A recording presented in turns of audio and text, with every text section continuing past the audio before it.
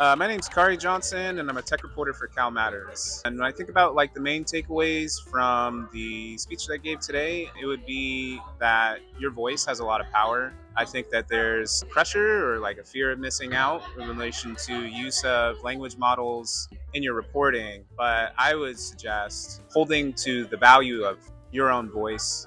In my personal experience, journaling has been a really big part of my life, and being able to put my feelings into words from an early age has been helpful in my journalism career. Yeah, but and finding my own voice, but also in my interpersonal relationships. You know, my ability to share how I feel with my fiance or my kids is a really big part of that as well. And so I think when people use language models sometimes, in particular in writing, we know that it can reduce the trust in your work, impact your brain activity in negative ways.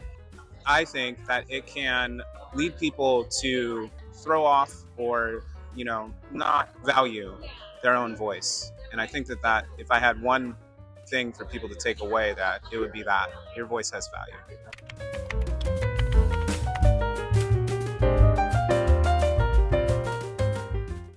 Hi, my name is Dawn Shimoleski.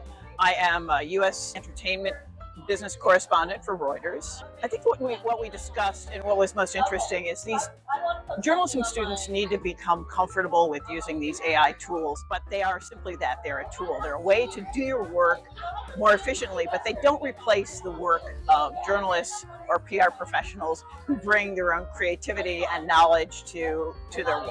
I'm Samantha Terlisi. I am an account supervisor at Assembly for Xbox. My biggest takeaway today, or my biggest advice to everyone today, is that don't lose hope. There's a lot that's said in the media. There's a lot you probably heard here today if you're not fully on board with AI that might scare you, but there is tons of opportunity out there.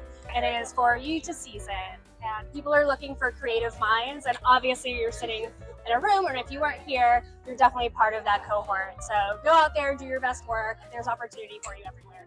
I'm Elizabeth Sanchez, and I'm a freelance reporter as well as a professor on campus at Cal State Long Beach. We had professionals talking about how we're using AI right now on the job.